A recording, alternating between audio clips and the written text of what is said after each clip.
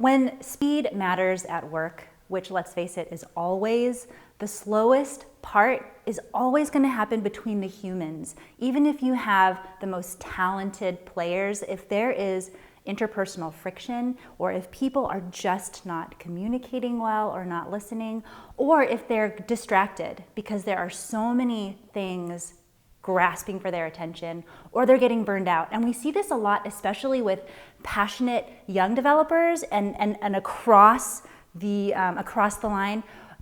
People are so excited and they're so willing to give so much that it turns into burnout, which turns into churn, which turns into slower work for everybody. So mindfulness is really this master key that helps everyone to be more present, to be more calm, to listen better, to communicate better, and everything can flow more easily between humans when the presence is on and people are just being a little bit more aware. One of the things I see in a lot of organizations is they have new managers or people that are being promoted because they've been with the organization and they don't know how to communicate with people. They don't know how to motivate or listen or give difficult feedback.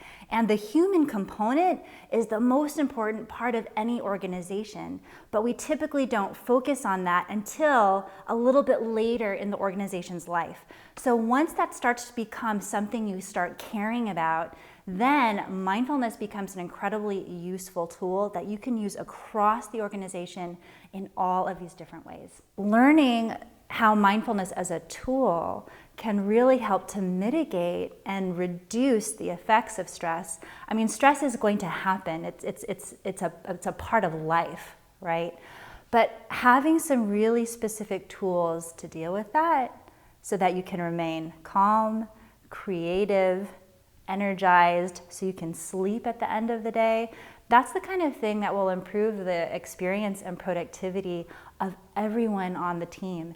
And you know that even if you have one person who's kind of going off the rails in terms of their stress level, it affects everybody. And even if you have just one person who's really calm, that also creates this positive ripple effect. Once you are a manager, all of a sudden you have to learn how to deal with humans. You have to learn how to listen, how to motivate, how to resolve conflict, how to give difficult or uncomfortable feedback. And the truth is, we typically don't learn that on the job. We just don't.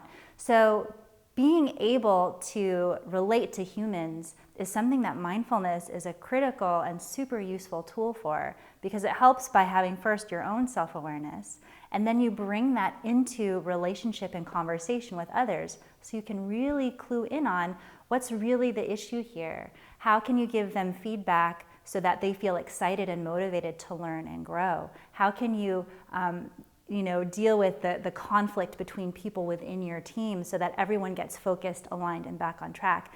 That's what managers need to do, and this is a way that we can help them to do it even better.